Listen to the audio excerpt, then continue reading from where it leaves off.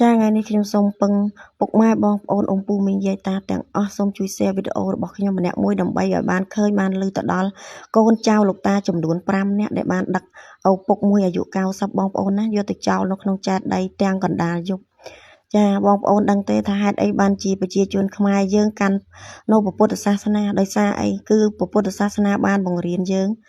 ឲ្យស្គាល់ពីគុណម្ដាយគុណឪពុកចាដឹងខុសដឹងត្រូវចេះចែករំលែកនៅសេចក្តីស្រឡាញ់ជូនទៅអ្នកជុំវិញខ្លួនដឹងបុណ្យដឹងបាបហើយចុះហេតុអីបានជាកូនដល់តែ5នាក់ដឹកឪពុកយកទៅចោលបងប្អូនចាហើយឪពុកអសូរតានៅក្មេងនៅអីទៅបងប្អូនណាអាយុ90ទៅហើយអង្គុយក៏មិនដឹងផងហ្នឹង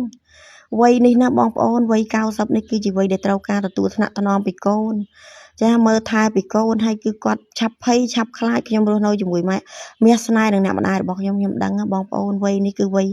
គេហៅថាកូនក្មេងបងប្អូនវ័យកូនក្មេងហើយគាត់លើកហេតុផលម្នាក់គ្រប់គ្នាកូនស្រីសោះបងប្អូនគិតមើលហើយបើអ៊ីមួយនោះខ្ញុំមិនដឹងថាកូនទី1ទី2ទេបងប្អូនហើយគាត់ប្រកែកដៃអហង្ការថាគាត់អត់យកឪពុកគាត់ទៅចិញ្ចឹមទេព្រោះប្តីគាត់កំពុងតែដាក់សរោមចាបងប្អូនខ្ញុំសូមនិយាយពេកអក្រក់ស្ដាប់តិចបីឯងនៅចិត្តខ្ញុំសូមដាក់ក្បាយឯងមួយស្បែកជើងដល់អីឯងនឹងបានស្វាងហើយស្គាល់ថាអ្វីដែលហៅថាគុណឪពុកចាពេលដែលអ៊ីឯងគ្រប់គ្នានៅតូចណាអ៊ីឯងគឺជាព្រះនាងរបស់ឪពុកម្ដាយអ៊ីឯងមិនមែនព្រះនាងរបស់ប្តីអ៊ីឯងទេណាអ៊ីណាចា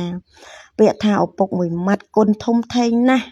រកស៊ីទាំងយប់ទាំងថ្ងៃដើម្បីចិញ្ចឹមកូនប្រុសស្រីហើយនៅរៀបការឲ្យកូនចាយទ្រព្យសម្បត្តិឲ្យកូនទៀតចាហេតុអីបានឪពុកចាស់ទៅវង្វេងវង្វាន់យកឪពុកទៅបោះចោលដោយគ្មានការស្ដាយសំណោះឲ្យលើកហេតុផលថាឪពុកអាចនៅមិនដឹងអីឪពុកកាចកលេចមកមើលមានស្នេហ៍ខ្ញុំវិញបងប្អូនចាកលេចមកមើលមានស្នេហ៍ខ្ញុំវិញទាំង2នាក់ម្ដាយទាំង2នាក់ទាំងម្ដាយទាំងឪពុកចាខ្ញុំនិយាយបោកចូលនេះទាំងម្ដាយទាំងឪពុកខ្ញុំតែម្ដងឈឺឆ្កាត់ម្ដាយខ្ញុំទម្លាក់ទាកទឹកណាបងប្អូនចាមួយថ្ងៃគាត់បត់ជើងធំ20ដងឬក៏ជិត20ដងមាសស្នេហ៍ខ្ញុំដួលគាត់ជាប់ចកេះគាត់ក្រោកអត់រួចទេរយៈពេល4ខែអាចនោមដូចគ្នាខ្ញុំមើលម្ដាយខ្ញុំផងមើលឪពុកខ្ញុំផងខ្ញុំច្រៀងខ្ញុំរាំហើយខ្ញុំសប្បាយដោយសារអីខ្ញុំគិតថា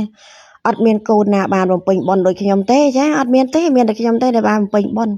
បងប្អូនខ្ញុំក៏វល់រស់ស៊ីគាត់មានពេលណាបងប្អូនអញ្ចឹងខ្ញុំរីករាយនឹងទទួលយកបុណ្យនេះណា